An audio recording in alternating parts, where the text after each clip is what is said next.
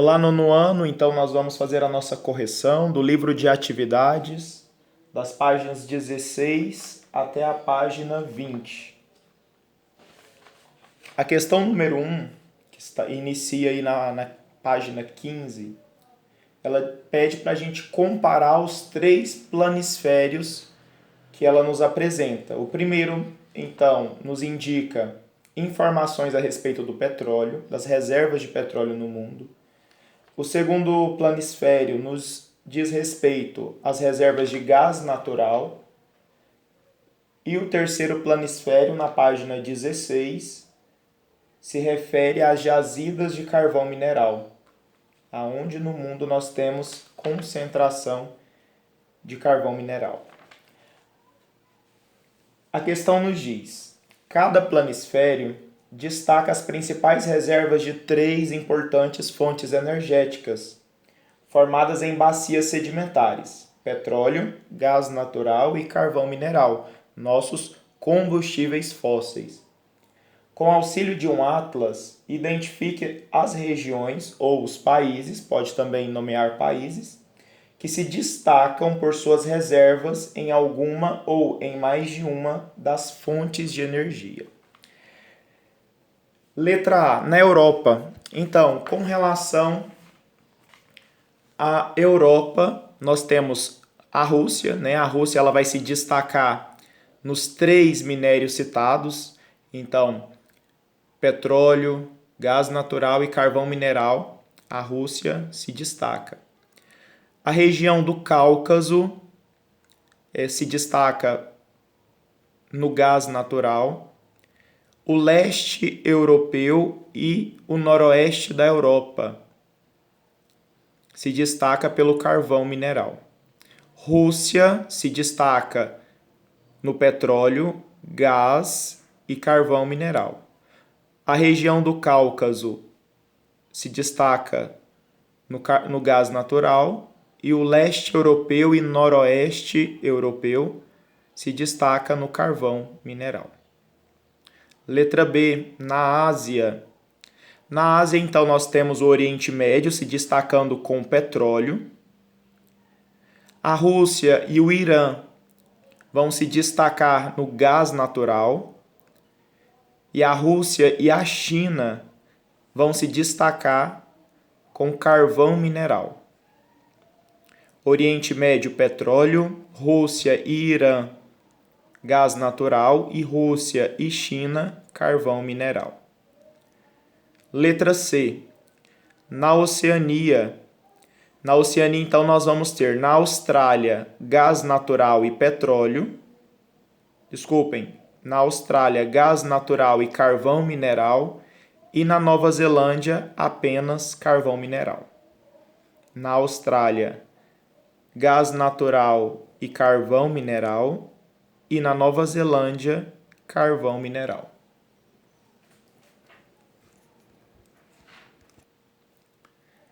A questão número 2, ela inicia no finalzinho da página 16. O Oriente Médio é uma das regiões politicamente mais instáveis do globo. Encruzilhada de civilizações, religiões e culturas, colonialismo, interesses na exploração do petróleo, rivalidades históricas, diversas são as causas para esse contexto. Os Estados Unidos e a Rússia, desde o início da chamada Guerra Fria, que aconteceu logo após a Segunda Guerra Mundial, disputam influência na região. Nesse sentido, a Revolução de 1979 no Irã, que destituiu o Shah Reza Pahlavi e instituiu a República Islâmica do Irã, com controle político na mão do clero, mudou a relação desse país com os Estados Unidos. Atualmente, como estão as relações entre Estados Unidos e Irã? Então, claro, se nós estamos falando de clero aí, o clero se diz respeito à religião islâmica, tá bom? Os sacerdotes aí da religião islâmica, que no caso é a autoridade, né? Que é o que de fato ensina o Alcorão, pelo qual os islâmicos eles dão a vida para obedecê-la. Então, após esse domínio transformando o Irã em República Islâmica do Irã, em 1979, a gente vai ver um afastamento, um confronto entre essa República Islâmica e os Estados Unidos, que estavam com grande influência na região. Então, diante disso, a gente vai ter totalmente um posicionamento anti-ocidente ou anti-estadunidense por parte da República Islâmica. Aí a pergunta vem, atualmente, como estão as relações entre Estados Unidos e Irã? A resposta, elas continuam ainda tensas, tá bom? Então a gente vai ter ainda relações políticas e econômicas conflituosas e uma mútua desconfiança entre o Irã e Estados Unidos. Questão 3. A questão 3 vem nos apresentar então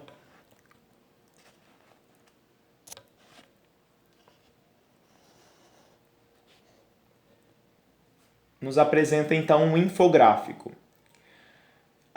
Esse infográfico, né, vai apresentar a importância da energia nuclear na geração de eletricidade em 12 países. Aí nós vamos ter França, Ucrânia, Coreia do Sul, Alemanha, Japão, Estados Unidos, Rússia, Reino Unido, Canadá, Brasil, China e Índia, tá bom? Na letra A pede apenas para a gente dividir os países, ou na verdade agrupá-los, com relação aos seus continentes, aos seus respectivos continentes, né, do qual pertencem. Então, na Europa nós vamos ter a França, a Ucrânia, a Alemanha, a Rússia e o Reino Unido. Na Ásia, a gente vai ter a Coreia do Sul, o Japão, a China e a Índia. Também podemos colocar parte da Rússia, porque a Rússia ela tem um pedaço do seu território no continente asiático e um pedaço no continente europeu. E terceiro aí a América, nós colocamos Estados Unidos, Canadá e Brasil. Então uma questão bem simples essa. Letra B.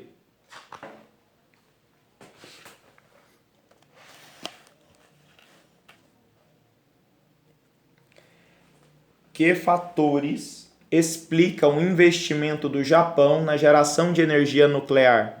Nós vimos em aula que o Japão ele tem um território muito pequeno, né? E é claro, observável até nos mapas apresentados aí. Então, pelo Japão ser uma ilha vulcânica, ser um território pequeno e ter um investimento muito grande em tecnologia, o Japão ele precisa de energia elétrica e precisa de recursos naturais. E um dos casos aí de investir, né, um dos fatores, um dos motivos que fazem o Japão investir tanto em energia nuclear é a falta, podem anotar, a falta ou insuficiência de fontes energéticas no seu território, a falta ou insuficiência de fontes energéticas no seu território e o espaço limitado para a construção de grandes hidrelétricas, por exemplo. Então nós podemos considerar que o Japão ele não tem fontes de gás natural, petróleo no seu território. Ele pode até ter carvão mineral, mas é insuficiente para abastecer o consumo de energia elétrica que o país consome, né? E também a questão das hidrelétricas. O país, por ser pequeno, ele não pode ocupar tanto o seu território com áreas alagadas, tá bom? Então isso também é um problema para ele. Então ele precisa importar muito de recursos naturais, como fontes energéticas aí, e também investir muito em energia nuclear, que é uma energia que pode ser produzida em um terreno, uma área bem menor comparada com outras fontes limpas, né, de energia, como no caso a hidrelétrica, né? Virando a página. Questão 4, então, está aí no início da página 18. No globo a seguir, que é o globo que está representado bem no início da página, tem um país pintado de verde no meio dele. Está destacado um país que apresenta jazidas de um minério cada vez mais importante no meio técnico, científico e informacional. Lembrando que quando nós estamos falando de desenvolvimento técnico, científico e informacional, nós estamos falando de terceira revolução industrial, ok? De globalização do mundo contemporâneo. Letra A. Qual é o país em destaque no globo? Então, bem aí do lado do Irã, né, nós temos esse país pintado de verde, que é o Afeganistão. Letra A, Afeganistão. Letra B. Qual é o minério e para que esse recurso é utilizado? Lembra, junto com a Bolívia, o Afeganistão é um dos grandes produtores, né? Eles têm uma grande extração de minério lítio. Então, aí o caso o minério é o lítio e é utilizado para fazer baterias e peças eletrônicas, no caso aí os computadores. Então, quando nós estamos falando, seja de bateria de celular aos próprios celulares ou computadores, e também quando nós estamos falando de baterias para usar, né, nas usinas limpas, por exemplo, eólica, solar, que é necessário uma bateria para armazenar essa energia produzida, nós estamos falando então da importância do lítio. O minério é o lítio e o recurso ele é utilizado para produção de baterias e eletrônicos. Questão 5. Que aspecto polêmico se relaciona ao trabalho na extração de diferentes minérios? Então aqui nós estamos falando do ato de mineirar, né? Dos mineiros, aqueles que trabalham nas minas, seja de carvão, seja de metais preciosos aí no caso, né? Há mais de 2 séculos. Explique nas linhas para a resposta. Então, um aspecto polêmico que já há 2 séculos invade, né, as questões dos mineiros são vários fatores. Um deles, as péssimas condições de trabalho. Por exemplo, quanto mais você cava mais fundo procurando minérios, mais quente fica, mais risco de ter explosões por causa dos gases, metano principalmente, que são liberados nessas bacias sedimentares, né? Uma vez está havendo decomposição ali, muitas vezes carvão mineral, logo a gente vai ter muito desses gases inflamáveis, como metano, e isso causa explosões, pode causar incêndios, causa intoxicações. Então nós estamos falando de péssimas condições de trabalho, primeiro. Nós estamos falando de jornadas de trabalho muito extensas, né, aí de até 14 horas. Um ambiente, né, insalubre, ou seja, que prejudica a saúde dos trabalhadores.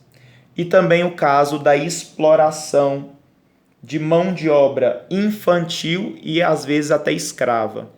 Tá bom? Até pela carga horária a gente já está relacionando aí com a questão da escravidão. Então você pode colocar todos esses fatores aí.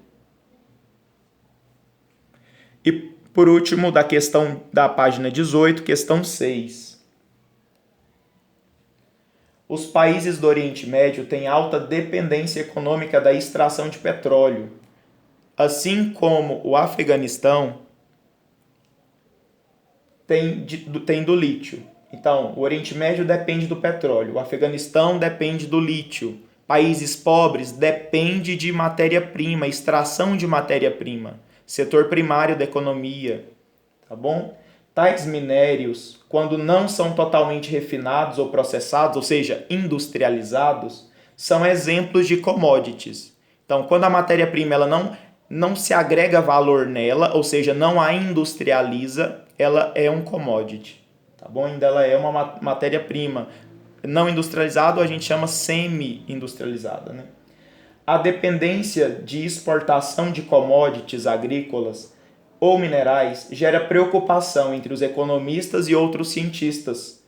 Que preocupações são essas? Qual é o problema dos commodities? A gente falou isso em aula também, né? Quando eu coloquei lá, países ricos são dependentes da exportação de commodities. Isso gera uma instabilidade econômica, porque os valores dos commodities eles variam muito, tá bom? No comércio mundial, a inconstância econômica dos países e até pelo caso, né, de não ter valor agregado, por não ser produtos industrializados, são produtos muito mais baratos do que os produtos industrializados. Então vocês podem colocar isso. E também outras preocupações, claro, né? A própria extração. Se um país depende somente de extrair da natureza, claro que ele vai criar uma pressão muito maior sobre essa natureza. Aí a gente coloca os impactos ambientais, tá bom? Desgaste do solo com a agricultura, a própria erosão causada pela mineração, tá bom? Então, impactos ambientais e preço menor do que dos produtos industrializados e valores variáveis no comércio mundial, ou seja, inconstantes. Virando a página. Questão 8. A questão 8, então, nos apresenta um mapa aí de vegetação da Ásia, tá bom? Então, nós vamos ter aí essa parte mais verde indicando floresta, tá bom? Uma região arbórea aí. Confira o mapa da vegetação da Ásia. As setas apontam para duas florestas cuja redução de suas áreas tem diferentes causas. Quais são essas florestas? É a pergunta da letra A. A floresta mais ao norte, de clima frio, ok? Que está lá representado pela letra A. Por estar mais ao norte e ser um clima frio, nós estamos falando da taiga, floresta de coníferas ou floresta boreal, tá bom? Então aí letra A, 2 pontos, taiga, floresta de coníferas ou floresta boreal.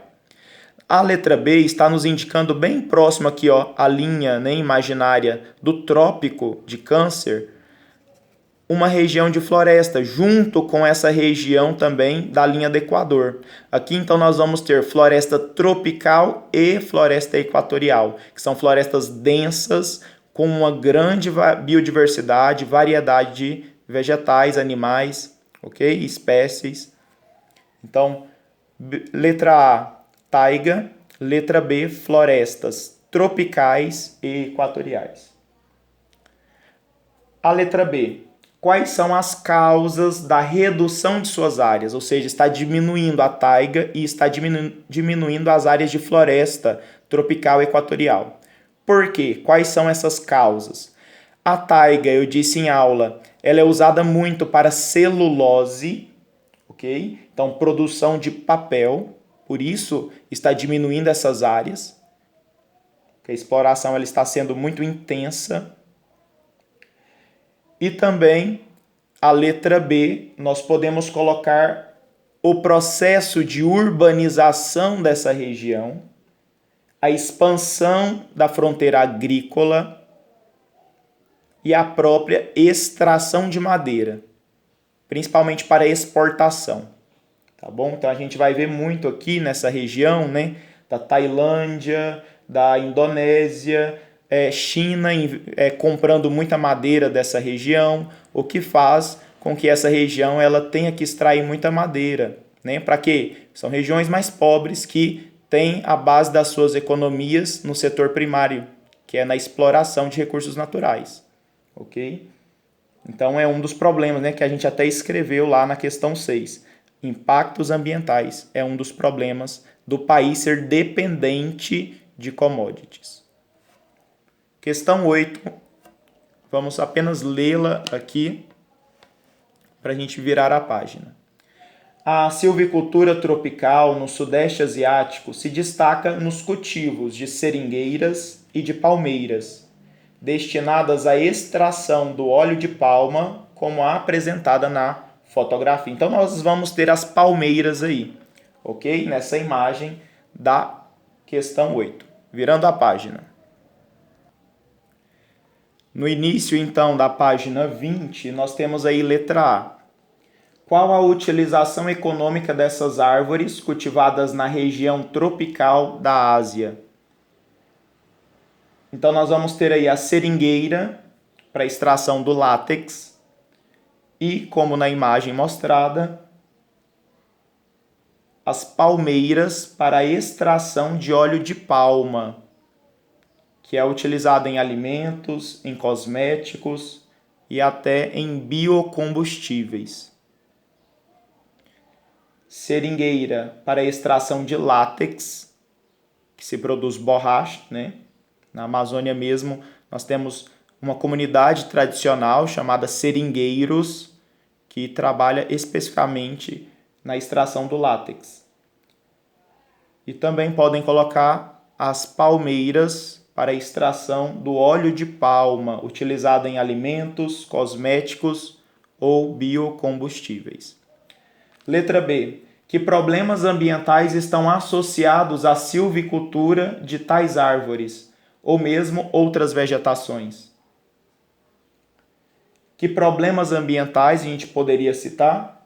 A própria retirada da cobertura florestal original, ok? Então, se você está falando de silvicultura, você está falando de um cultivo, de uma cultura plantada pelo ser humano de modo controlado em determinado espaço, para um determinado fim, né, para uma determinada atividade econômica, ou seja, uma cultura de floresta, silva, né, do latim aí, floresta. Então você mesmo, o ser humano, planta as árvores que eles querem. Logo, vai plantar espécies de árvores específicas necessárias para a sua atividade econômica.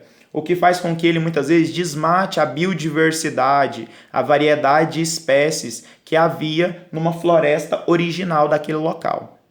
Ok? Então, quando eu desmato essa floresta, logo, claro, eu vou matar toda a biodiversidade, as várias espécies de árvores que haviam ali, para que eu plante apenas uma espécie, que é isso a gente vai chamar de monocultura. Então, podem colocar a retirada da cobertura florestal original para a monocultura, que gera... Quais são as consequências da monocultura? Que gera empobrecimento do solo e erosão. Então, gera empobrecimento do solo, que você vai usar muito nutrientes específicos, né, para aquelas plantas que foram plantadas ali, aquelas árvores que foram plantadas. Okay? Lembrando que uma floresta original, ela se auto-mantém, porque tem tantas espécies usam nutrientes diferentes, né? À medida que vai se decompondo, também as folhas que caem, vai recompondo os nutrientes do solo, então a floresta se autoalimenta. Mas quando você planta uma espécie somente, ela vai usar um só tipo de nutriente, ela não vai conseguir mais ter o tempo necessário para a decomposição das folhas que caem, ok? E os nutrientes vai se perdendo do solo, né? A letra C. Empresas de que países têm investido destacadamente nas silviculturas do Sudeste Asiático? Como nós vimos, eu falei, né, na questão anterior, na questão 7, olhando lá as florestas, nós vamos ter empresas chinesas, ok?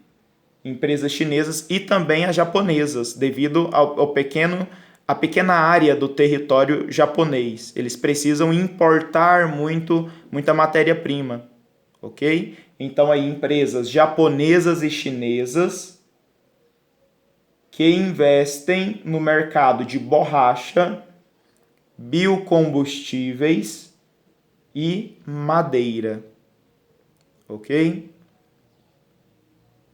E a questão 9, para a gente finalizar. Questão 9 nos diz: a seguinte fotografia na província de Shanxi exemplifica um dos grandes projetos chineses desenvolvidos a partir do final do século passado. Que motivos têm levado o governo chinês a destinar elevadas quantias de capital para o reflorestamento de parte de seu território, principalmente no sudeste do país? Lembrando que o sudeste da China é uma das regiões da China mais povoadas, ok? Tem uma alta densidade populacional, ou seja, se desmatou muito nessa região. E o que nós temos também nessa região? O Rio Amarelo da China, que é um dos rios junto com o Rio Azul, né? Um dos rios de onde nasceu uma grande civilização, né? Milenária aí da China, ok? Nas margens desses rios. A gente até chama de Mesopotâmia chinesa, porque foi na margem entre esses dois rios que cresceu uma grande civilização aí, os antepassados dos chineses, né? Então podem colocar quais motivos a manutenção das matas situadas às margens dos rios do Rio Amarelo, manutenção das matas às margens do Rio Amarelo, além de reduzir a perda de solo pela erosão, evitar o processo de assoreamento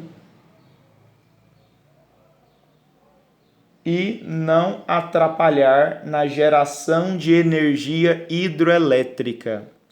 Porque quando você tira a vegetação, a chuva, né, o processo erosivo ele vai ser muito mais intenso.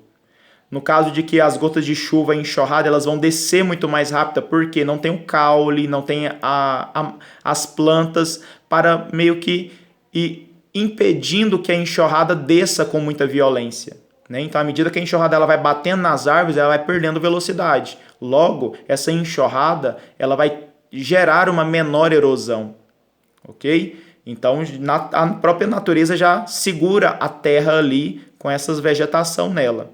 Então, em vez das gotas de chuva caírem direto no solo, vai cair na copa das árvores, vai escorrer pelo tronco das árvores, para depois chegar no solo de modo lento, né? Mas quando você desmata, há uma lavagem do solo.